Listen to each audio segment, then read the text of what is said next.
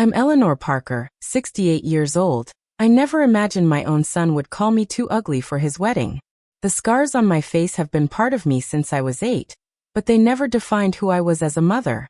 I gave Jacob everything I had, my time, my love, my savings, only to hear those crushing words from his lips.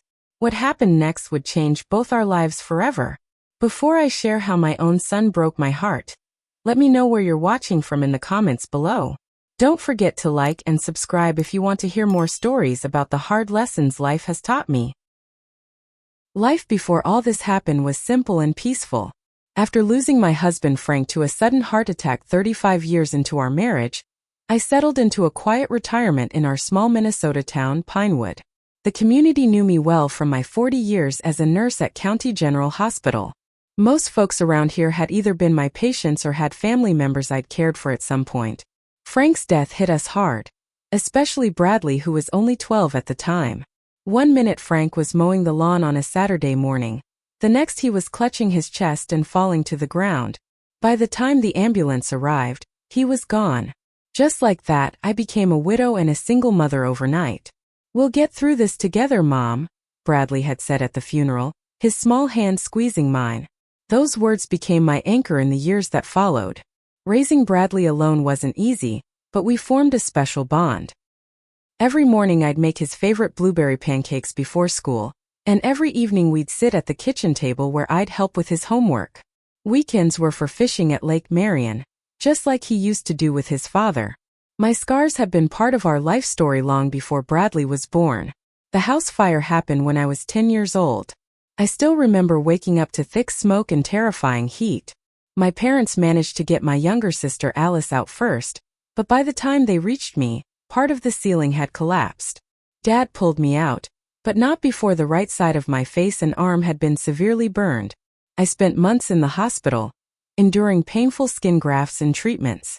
The physical pain eventually subsided, but the stares, whispers, and occasional cruel comments from others became my new normal. Children could be especially brutal with their honesty. "What happened to your face?" they'd ask on the playground. Some would run away screaming. Others would just stare. My mother Gertrude gave me advice I carried throughout my life.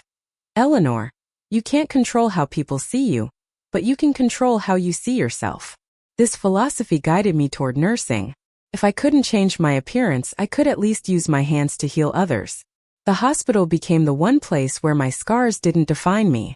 There I was just Nurse Parker, known for my gentle touch and calm demeanor during crises. Frank was different from the beginning.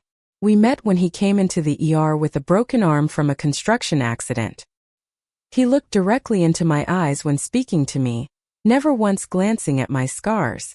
On our third date, he finally mentioned them. "I see your strength in those scars, Eleanor," he said. "They show you survived something that would have broken many others." We married 6 months later, and when Bradley came along, we raised him to understand that beauty comes in many forms. As a child, Bradley seemed to inherit his father's perspective. When other children would stare at me during school events, he'd proudly take my hand and say, "That's my mom. She's a nurse and saves people." I worked double shifts at the hospital to save for Bradley's college fund. Even when exhaustion weighed me down, I'd pick up extra hours, knowing education was his ticket to opportunities one never had. I missed school plays, skipped vacations, and wore the same clothes for years to ensure he could attend the university of his choice. The changes in Bradley began during his sophomore year at Northwestern University. He started dating girls from wealthy families, became particular about his clothes, and seemed increasingly conscious of appearances. During holiday visits, I'd catch him glancing nervously at my scars when introducing me to his new friends. "Mom, maybe wear your hair down," he suggested once before we went to dinner with his roommate Douglas.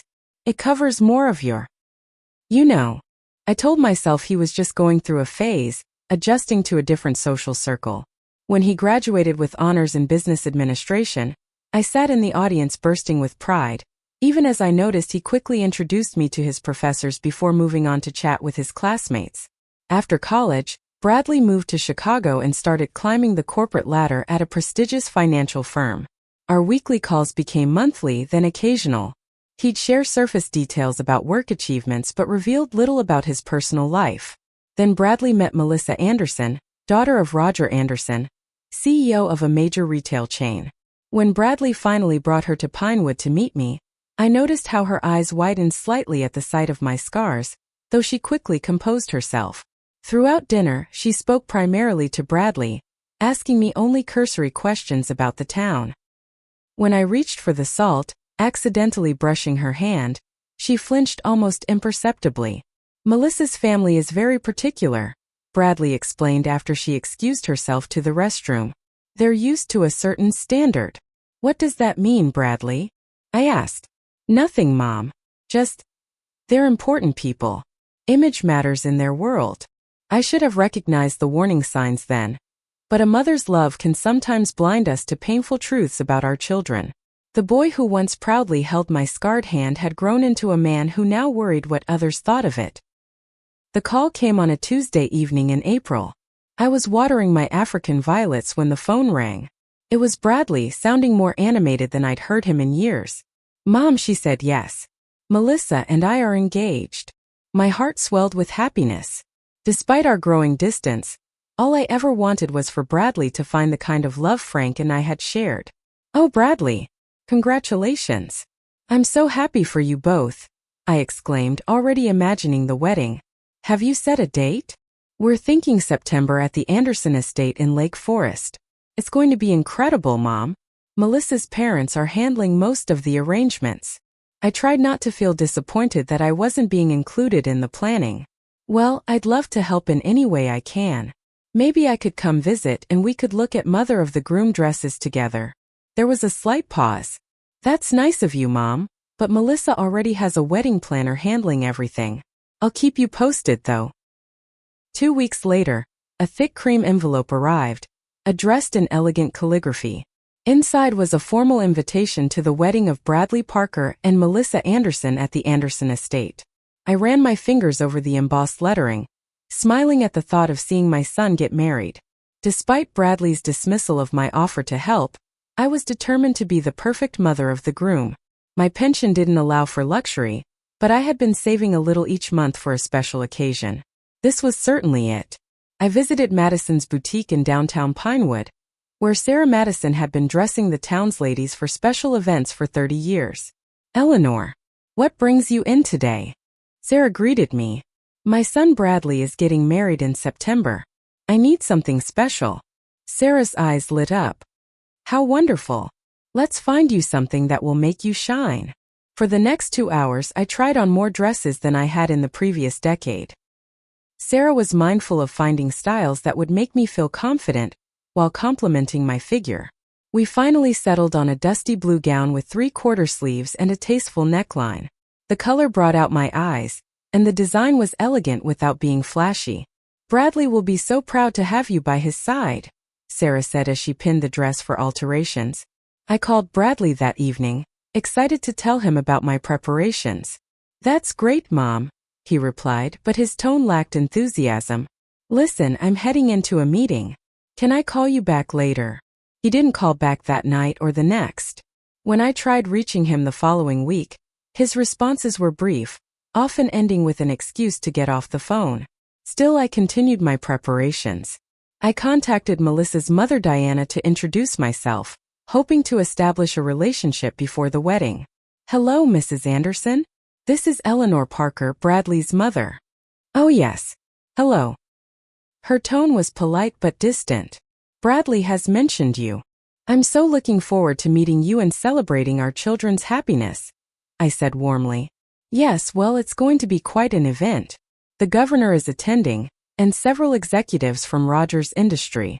We have a lot of planning to do. I'd be happy to help with anything you need, I offered. That's not necessary. Our wedding planner has everything under control. But thank you for the call, Mrs. Parker. Over the next few months, I saved every penny I could for additional wedding expenses. I made an appointment at Pinewood's only upscale salon for a professional hairstyling on the wedding day. Though I'd never been one for much makeup, I booked a session with a makeup artist who specialized in coverage techniques, hoping to minimize my scars for the photographs. We can use a special foundation that will reduce the appearance of the texture, the makeup artist explained during my consultation. It won't eliminate them completely, but it will definitely soften their appearance for the photos. I nodded, feeling a mix of emotions. Part of me felt I was betraying my lifelong philosophy of self-acceptance, while another part desperately wanted to look my best for Bradley's special day. One evening in June, I found an old photo album in the attic. Inside were pictures of Bradley growing up. His first steps, first day of school, high school graduation. I lingered on a photo of him at age 8, proudly holding up a drawing he'd made of the two of us. Under the crayon figures he'd written in childish scrawl, "My mom is beautiful." Tears welled in my eyes. Somewhere along the way, that sweet boy had changed. I hoped the wedding might be an opportunity to reconnect, to remind him of the values Frank and I had tried to instill. When my dress alterations were complete, I tried it on one final time in my bedroom, studying my reflection. The woman staring back at me was not young or conventionally beautiful, but there was dignity in her posture, kindness in her eyes. The scars were part of me, telling the story of my survival. For a moment, I felt genuinely beautiful. I called Bradley to share my excitement about how my preparations were coming along.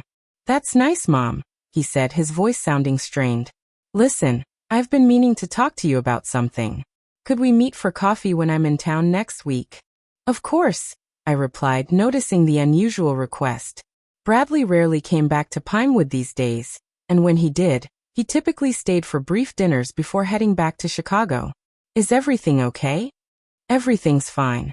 Just some wedding details to discuss. I'll see you next Thursday at Cup of Joy around 3. "I'll be there," I promised, completely unaware that my world was about to shatter. Cup of Joy was unusually quiet that Thursday afternoon. I arrived early, selecting a table in the corner with plush armchairs where Bradley and I could speak privately. Janet, the owner who had known me for decades, brought over my usual chamomile tea. "Your boy coming home to visit?" "How nice," she said, placing the steaming cup before me. "Yes, he wants to discuss wedding details," I replied, smiling at the thought of finally being included in the planning. Bradley arrived 15 minutes late, dressed in an expensive suit that seemed out of place in our small-town coffee shop. He kissed my cheek quickly before sitting down, his posture stiff, fingers drumming nervously on the table. "Would you like some coffee?" I asked after a moment of awkward silence. "No thanks. I can't stay long. I have a conference call at 5. I nodded, waiting for him to continue. He cleared his throat several times, avoiding my eyes. "Mom, there's something we need to discuss about the wedding." "Of course. I've been hoping you'd include me more in the planning. Is there something specific you need help with?" Bradley shifted in his seat, finally meeting my gaze. "It's about the ceremony and reception. Melissa's family has a certain image to maintain. The wedding is going to be covered by Society Pages magazine, and there will be photographers from several major publications." "I understand. I've already arranged for professional hair and makeup," I assured him, misinterpreting his concern. "And my dress is quite elegant. Sarah Madison helped me choose something appropriate." Bradley's expression tightened. "Mom, that's not exactly what I meant." He paused, taking a deep breath. "I think it might be better if you didn't attend the ceremony or reception." The words hung in the air between us. I stared at him, certain I had misheard. "What do you mean?" "Not attend my own son's wedding." He lowered his voice, leaning forward. "It's just that Melissa's family is very image conscious, and with all the photography and important guests." I felt as though I'd been slapped. "Bradley, what exactly are you saying?" He looked down at his hands. "Mom, I'm sorry, but your scars. They would be a distraction. People would be staring, whispering. It would take attention away from Melissa on her special day." The teacup trembled in my hand, hot liquid spilling onto my fingers though I barely felt it. 58 years of living with my scars had thickened my skin in many ways, but nothing had prepared me for this blow from my own child. "You're ashamed of me," I whispered, the realization dawning with crushing clarity. "It's not about shame, Mom. It's about what's best for everyone," Bradley continued, his words spilling out faster now. "Melissa's father has business associates flying in from around the world. The governor will be there. It's going to be a high-profile event. And I don't fit the image," I finished for him. "Please try to understand. Melissa's mother suggested that maybe you could watch the video afterward. We'll have a professional videographer documenting everything. A strange calm settled over me as the full weight of his betrayal sank in. I raised you by myself after your father died. I worked double shifts for years to put you through college. I have supported every decision you've made. And now you're telling me I can't attend your wedding because of how I look. Bradley at least had the decency to look uncomfortable. It's more complicated than that, Mom. Is it? Let me ask you something. If I didn't have these scars, would we be having this conversation? He didn't answer, which was answer enough. What does Melissa think about this? I asked. She understands the situation is difficult. Has she spoken up for me? Insisted that her future mother-in-law should be at her wedding regardless of appearance. Bradley's silence told me everything I needed to know. Maybe I could sit in the back, I suggested, hating myself for even trying to compromise. Or perhaps extra makeup could. Mom, he interrupted firmly. We've thought about all the options. This is really for the best. You'll still be part of our lives, just not this particular day. I gathered my purse and stood up, legs surprisingly steady despite the earthquake happening inside me. I need to go now, Bradley. Mom, please don't be upset. Try to see it from our perspective. I looked at my son, this stranger in expensive clothes who had once been the center of my world. I see your perspective perfectly clearly. I just never thought I'd live to see the day when my appearance would matter more to you than my heart. I walked out of Cup of Joy with my head held high, nodding to Janet as I passed. It wasn't until I was safely in my car, parked behind the grocery store where no one could see me, that I finally allowed the tears to come. The drive home passed in a blur. Once inside, I moved through my familiar rooms like a ghost, touching photographs of Bradley through the years. The smiling toddler, the proud elementary school graduate, the handsome young man in his college cap and gown. Where had that boy gone? That night I couldn't sleep. I lay awake replaying Bradley's words over and over. Had I somehow failed as a mother? Had I not taught him that true beauty comes from within? Or had the world's superficial values simply proven stronger than my lessons? As dawn broke, I stared at my scarred reflection in the bathroom mirror. For the first time in decades, I felt the same shame and inadequacy I'd experienced as a child after the fire. But I was no longer that frightened little girl. I was a woman who had survived burns, loss, and hardship. I had spent my life caring for others in their most vulnerable moments. If my own son couldn't see my worth beyond my scars, perhaps it was time I finally stood up for it myself. The week after Bradley's devastating request passed in a fog of disbelief and heartache. I moved through my daily routines mechanically, watering plants that didn't need watering, cleaning surfaces already spotless. Sleep evaded me and food lost its taste. Each morning, I'd wake hoping it had all been a terrible dream, only to remember anew that my son had deemed me too unsightly for his wedding. My phone rang constantly, usually Linda Thompson, my best friend since nursing school. I let the calls go to voicemail, unable to speak the truth aloud. Finally, after 5 days of my silence, Linda appeared on my doorstep with a casserole and concern etched on her face. Eleanor Parker, I know you're in there. Open this door right now or I'm calling the fire department, she demanded, her voice carrying through my front window. I opened the door, and Linda gasped at my appearance. I hadn't bothered with makeup or proper clothes for days.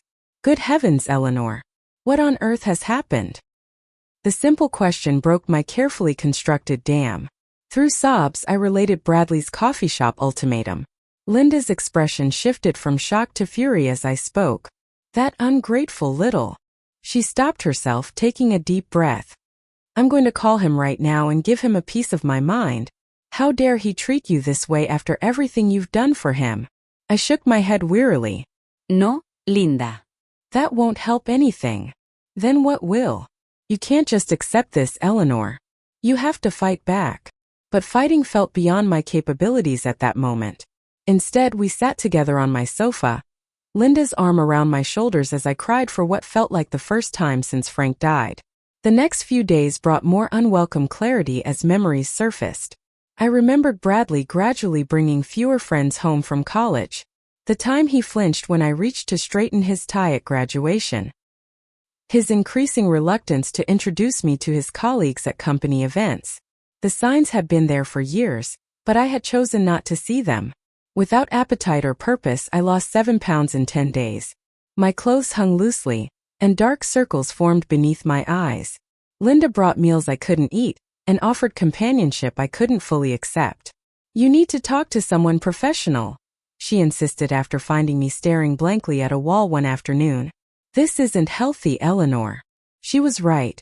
The following day, I called Dr. Margaret Hughes, a therapist I'd referred patients to during my nursing career. Margaret made space for me immediately, her kind eyes taking in my disheveled appearance without judgment when I arrived at her office. "Tell me what brings you here, Eleanor," she said gently. I recounted Bradley's rejection, my voice breaking several times. Margaret listened intently, offering tissues when needed, but allowing me to express my pain uninterrupted. "What hurts the most?" she asked when I finished. "That after everything, after raising him alone, sacrificing so much, my scars matter more to him than my love." Over the next several sessions, Margaret helped me process my grief and betrayal. We explored my identity beyond motherhood, and the values I'd tried to instill in Bradley. "You can't control his choices," Margaret reminded me, "but you can control your response to them." While cleaning my attic one rainy afternoon, I discovered a box of Bradley's childhood art. Near the bottom was a construction paper card he'd made for Mother's Day when he was 7. On the front was a crayon drawing of a figure with red marks on one side of her face, wearing a nurse's uniform.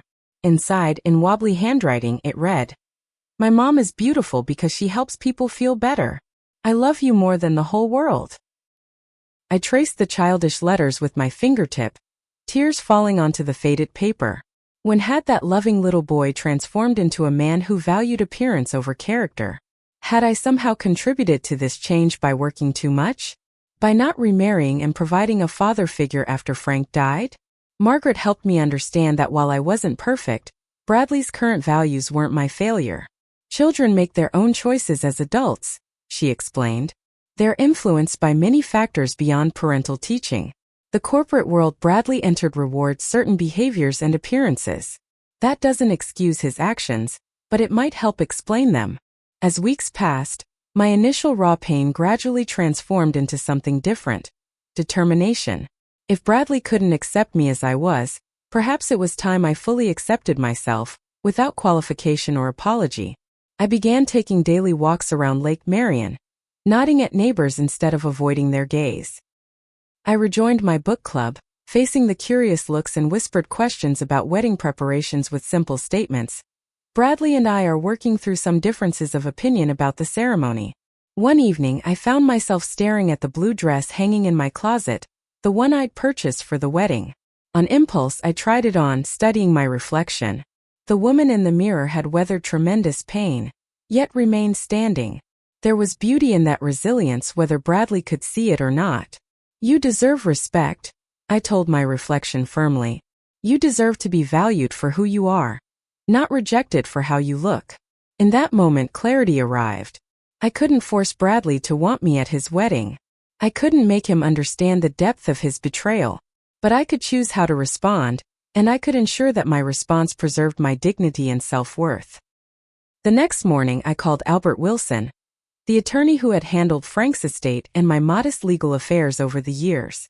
"Eleanor, good to hear from you," Albert greeted me warmly. "How can I help?" "I need to make some changes to my will," I replied, my voice steady with newfound resolve. Albert Wilson's law office hadn't changed much in the 20 years I'd known him.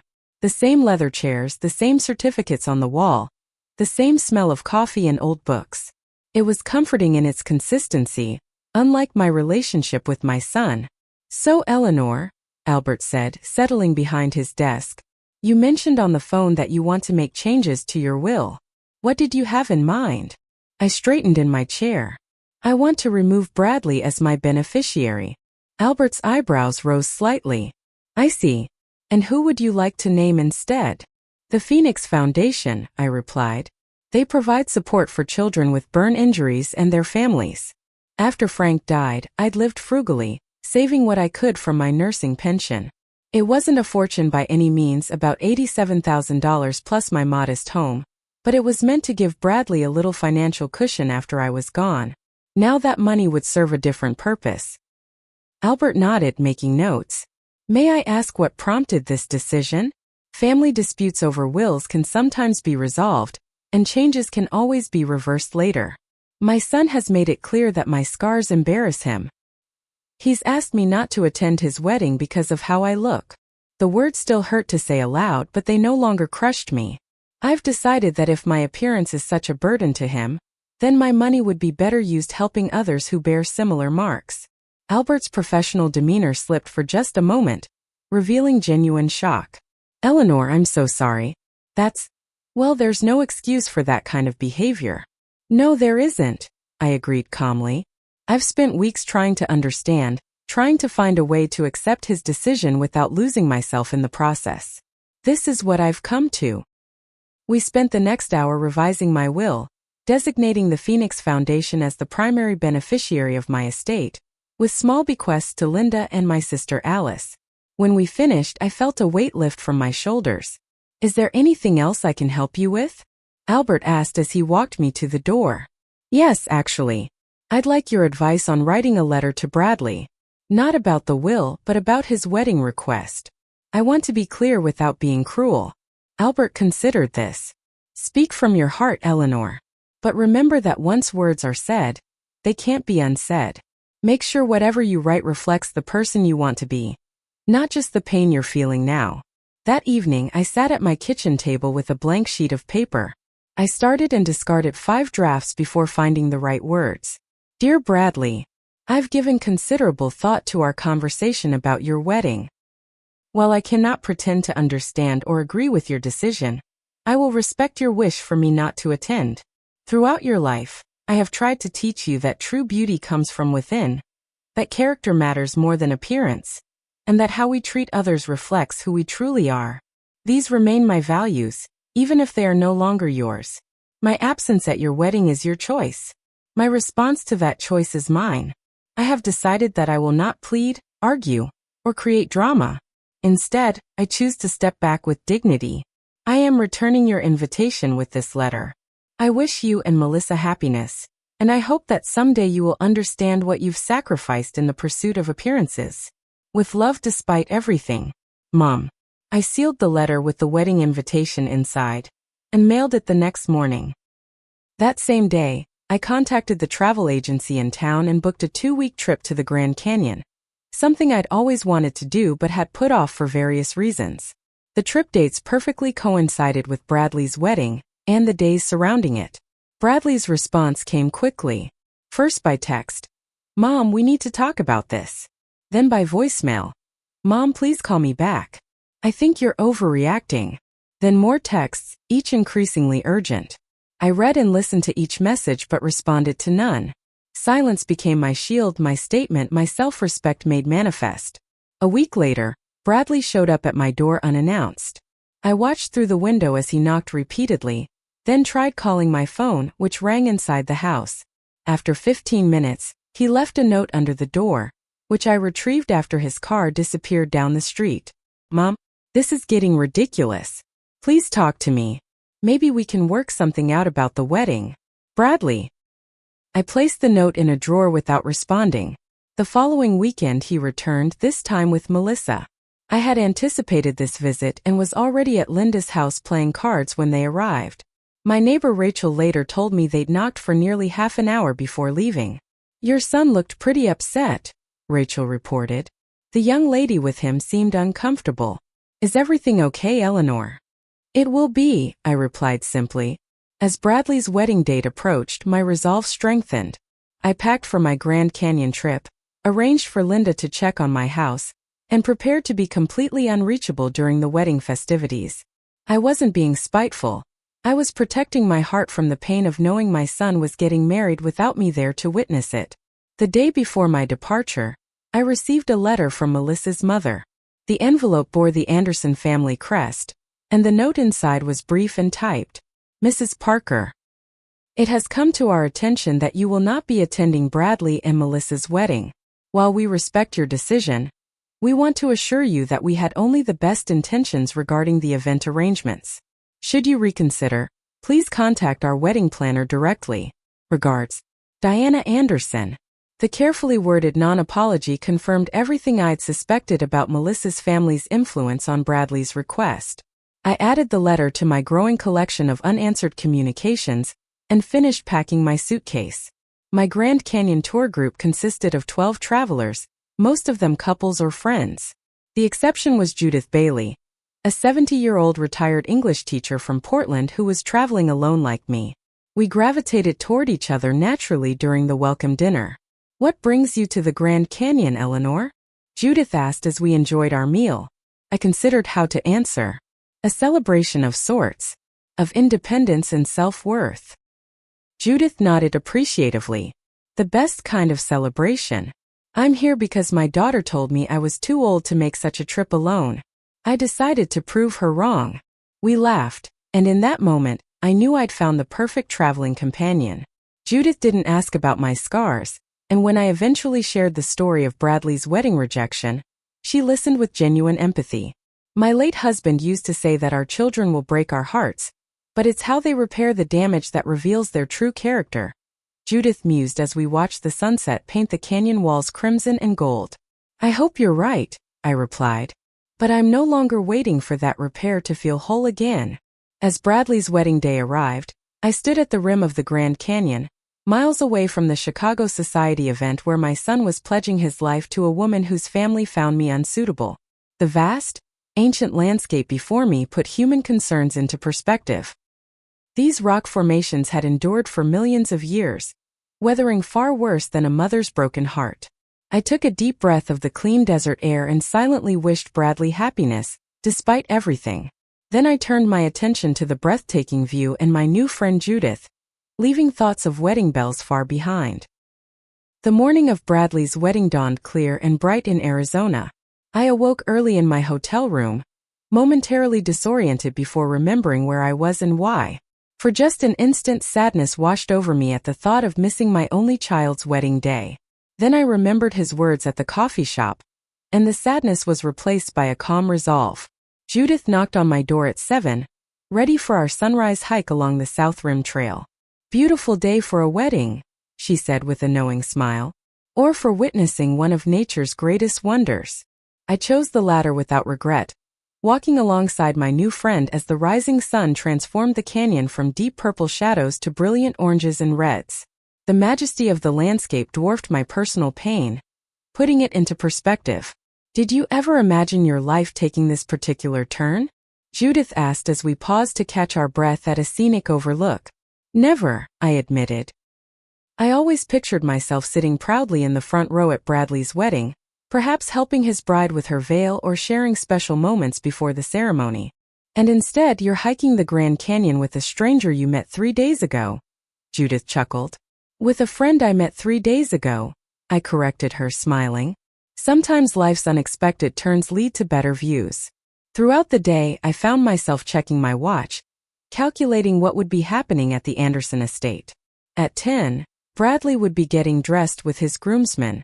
At 1, the ceremony would begin. At 2, they would be pronounced husband and wife.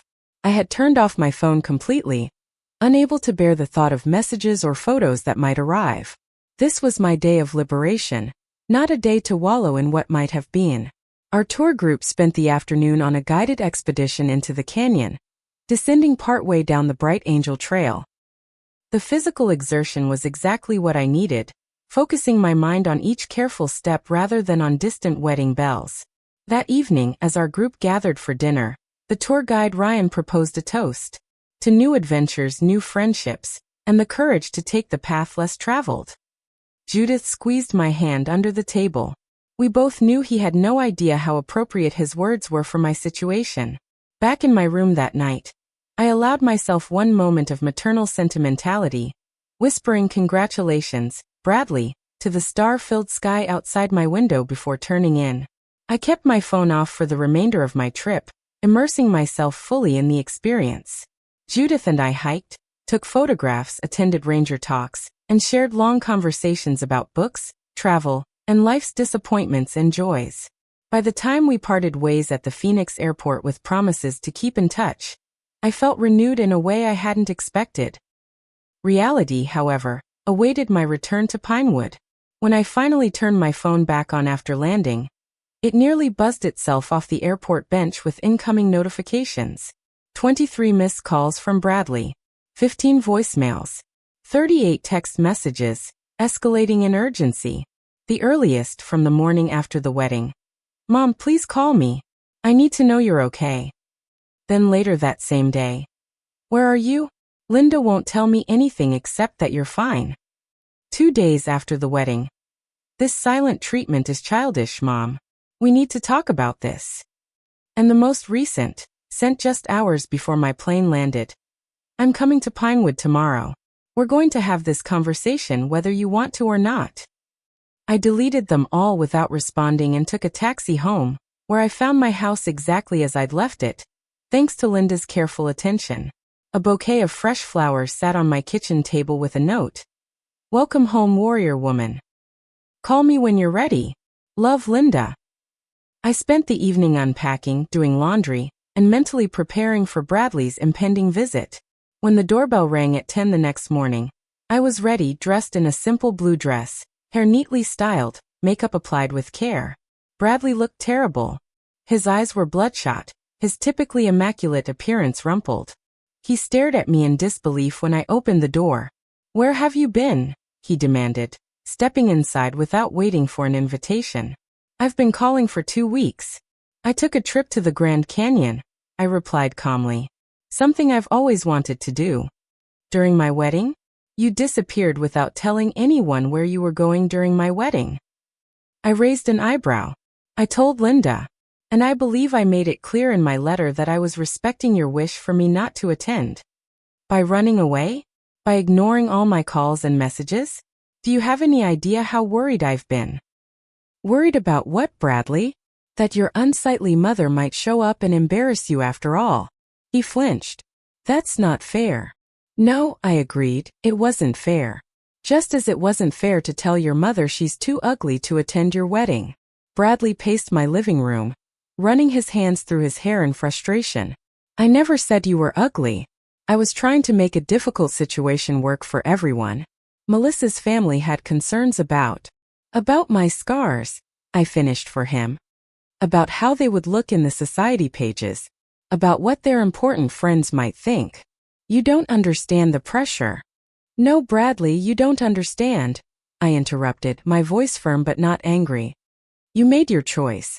You chose their comfort over my feelings. You chose appearances over your mother's presence on one of the most important days of your life. And now you're upset because I chose my dignity over your convenience.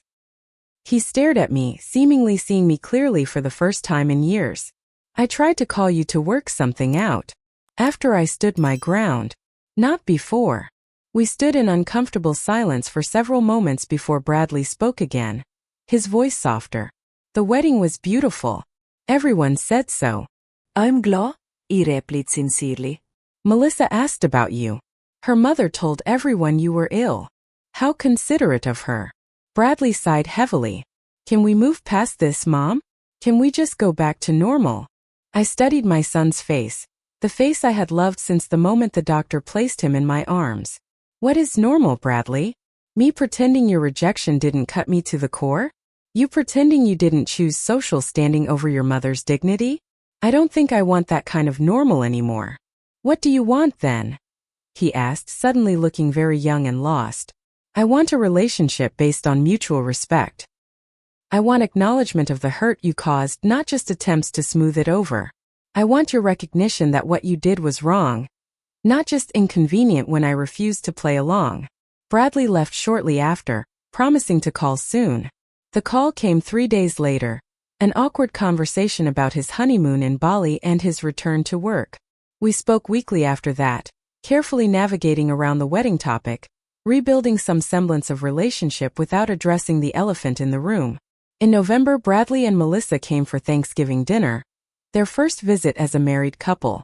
I noticed how Melissa's gaze still slid away from my scars, how she spoke primarily to Bradley. During dessert, She mentioned a Christmas gala they would be attending at her parents' estate. Mother is very particular about the guest list, she explained. Only family and close friends. Am I on that list? I asked directly. Bradley and Melissa exchanged glances. Well, there's limited space and Mother has already.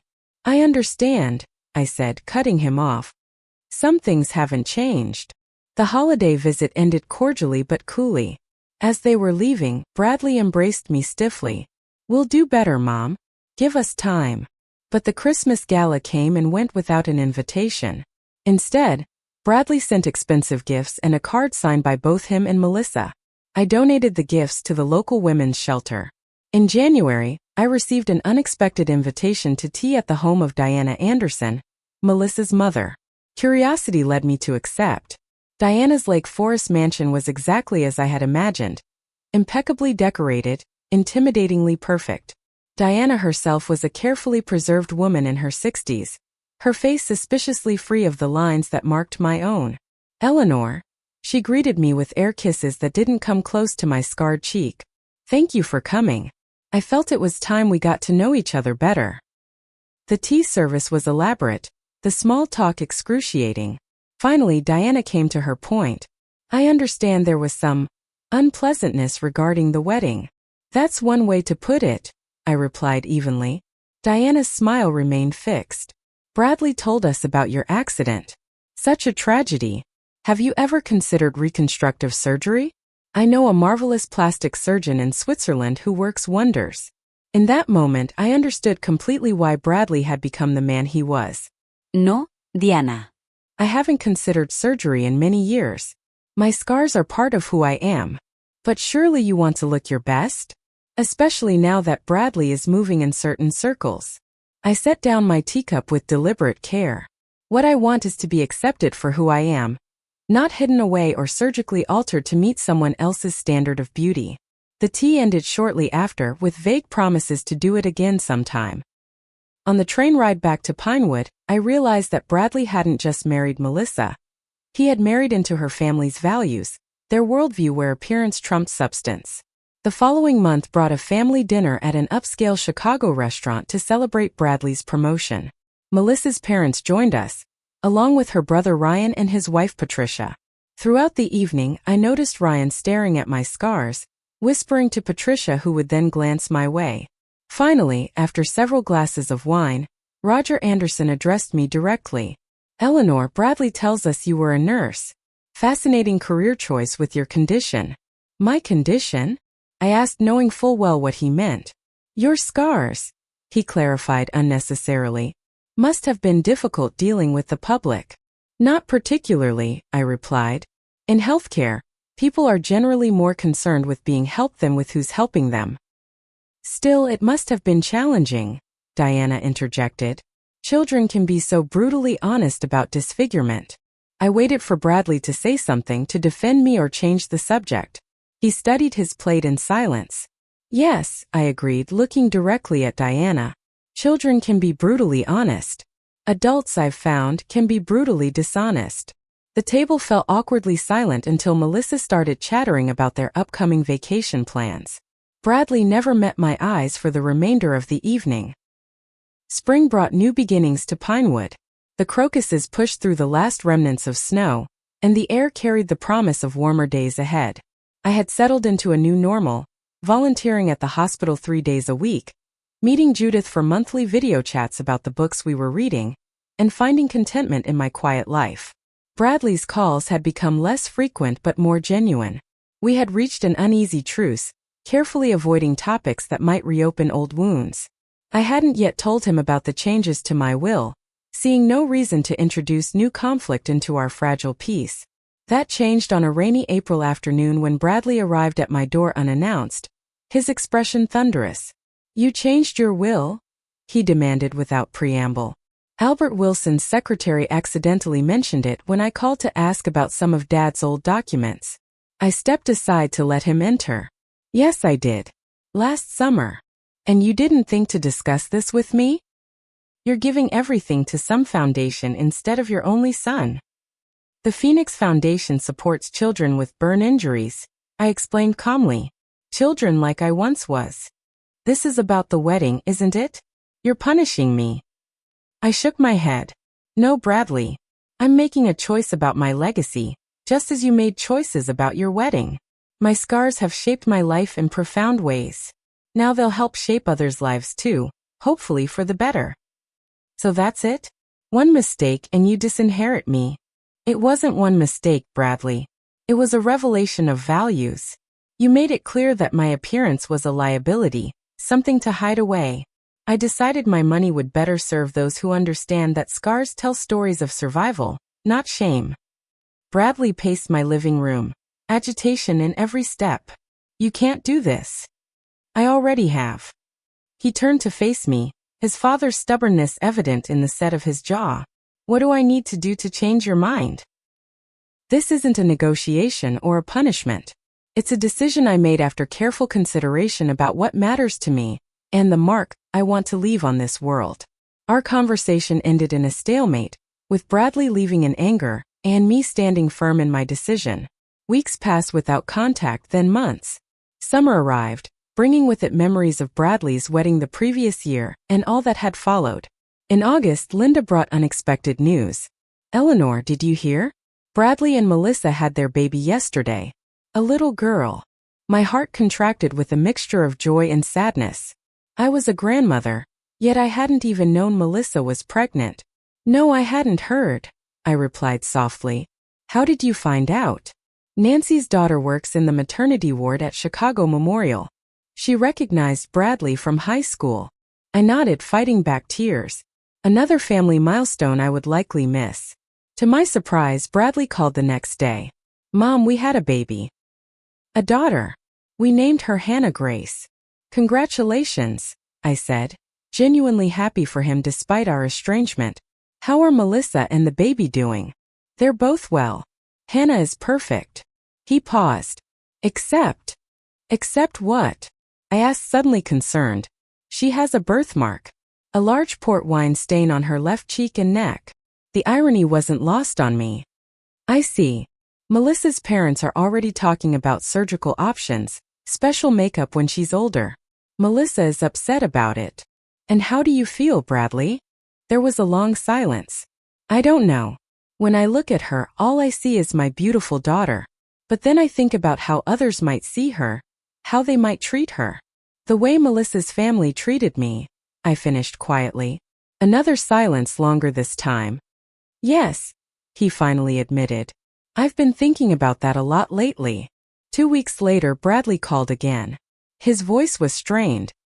Melissa's parents want us to consult with a specialist about laser treatment for Hannah's birthmark. They've already made the appointment.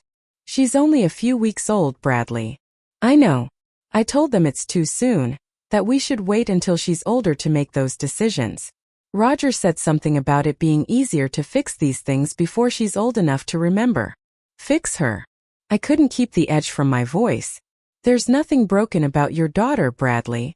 That's what I said. It didn't go over well. I took a deep breath. What did Melissa say? She's torn.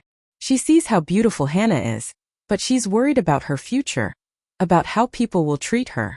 A valid concern, I acknowledged. But changing her appearance sends a powerful message about conditional acceptance. I know, Bradley said quietly. I've been thinking about the messages I received growing up, and the messages I sent you last year. It was the closest he'd come to acknowledging the harm he'd caused. Children absorb our values, Bradley. They notice what we celebrate and what we hide away. The next month brought another unexpected development. Bradley asked if he could bring Hannah to meet me. He would come alone, he explained, as he and Melissa were going through some things. When he arrived carrying a tiny bundle wrapped in a pink blanket, my heart melted. He placed Hannah in my arms without hesitation, and I gazed down at my granddaughter's perfect face, including the deep red birthmark that covered her left cheek and disappeared beneath her collar. She's beautiful, Bradley, I whispered, trailing a gentle finger along her unmarked cheek. She is, he agreed, watching us with damp eyes. Mom, I need to tell you something. Melissa's parents want to start a trust fund specifically for Hannah's future cosmetic procedures. When I objected, Roger said they didn't want their granddaughter going through life looking disfigured. I continued cradling Hannah, keeping my voice calm for her sake. What did you say? I told them that my mother had lived with scars far more severe than Hannah's birthmark, and she was the strongest, most beautiful person I knew. His voice broke. I told them I'd been blinded by their shallow values once before, and I wouldn't make that mistake with my daughter. Tears filled my eyes as I looked up at my son. And how did that go over? About as well as you'd expect. Roger suggested I'd be condemning Hannah to a life of ridicule. I said I'd be teaching her that her worth isn't determined by her appearance. I nodded, unable to speak past the lump in my throat. Melissa sides with her parents, Bradley continued. We've been arguing about it constantly. She says I'm being selfish, that I'm not considering Hannah's best interests. And what do you think is in Hannah's best interests? Bradley sat beside me on the sofa, gently stroking his daughter's fine hair. I think she needs to know she's perfectly lovable exactly as she is. That her birthmark is just a part of her, not something to be ashamed of or fixed. I want her to have the confidence I should have learned from you. In that moment, looking at my son and granddaughter, I felt decades of hurt begin to heal. Bradley had finally understood what I tried to teach him all his life. Over the next few months, Bradley brought Hannah to visit regularly. He and Melissa had separated, unable to reconcile their fundamental differences in values that Hannah's birthmark had brought to the surface. The irony wasn't lost on either of us that his marriage had ultimately faltered over the same issue that had caused our estrangement. During one of his visits, Bradley asked about the Phoenix Foundation. Tell me more about what they do. I explained their programs for children with burn injuries, summer camps where they could swim and play without stares or questions, educational outreach to schools to prevent bullying, support groups for parents, and research funding for less intrusive treatments. Would they have resources for children with birthmarks too? He asked. They support all children with visible differences, I confirmed. The following week, Bradley asked if he could accompany me to a Phoenix Foundation support group meeting. He sat quietly throughout, listening to parents and older children share their experiences. Afterward, he approached the group leader, Hannah sleeping peacefully in his arms. I'd like to get involved, I overheard him say. My daughter and I have a lot to learn from this community. 6 months after Hannah's birth, I invited Bradley and his daughter to move into my home temporarily, while he figured out his next steps. The divorce proceedings with Melissa had begun, and he needed a supportive environment for himself and Hannah. Living together again had its challenges, but it also brought unexpected joy. I treasured the early mornings with Hannah, singing her the same lullabies I had once sung to her father. Bradley witnessed firsthand how I interacted with neighbors and friends who had known me for decades, how my scars were simply part of me, neither hidden nor emphasized. One evening as we sat on the porch swing, Hannah sleeping against his chest, Bradley broke our comfortable silence. I've been thinking about your will. Oh, I kept my tone neutral. I think you made the right decision. The Phoenix Foundation does important work. I turned to look at him surprised. But, he continued, I was wondering if you might consider one change. What's that? Maybe a small trust for Hannah's education? Not enough to spoil her. Just something to help her on her way when the time comes. I smiled. I already took care of that last month. A modest college fund, nothing more. Bradley nodded, satisfied. Perfect. I want her to make her own way, but a little help isn't a bad thing. Just like the help the Phoenix Foundation gives to children who need it, I pointed out. Exactly. He gazed down at Hannah's sleeping face, birthmark visible in the golden evening light. Do you think she'll have a hard time? Because of this? Probably sometimes, I answered honestly. People can be unkind about differences they don't understand. But she'll also have advantages I didn't have. What advantages? A father who values her exactly as she is, a community of others with visible differences, and a grandmother who spent a lifetime learning how to wear her scars with dignity.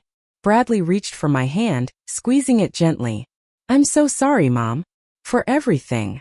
I know, I replied simply. Do you think you can ever truly forgive me? I considered the question carefully. I already have, Bradley.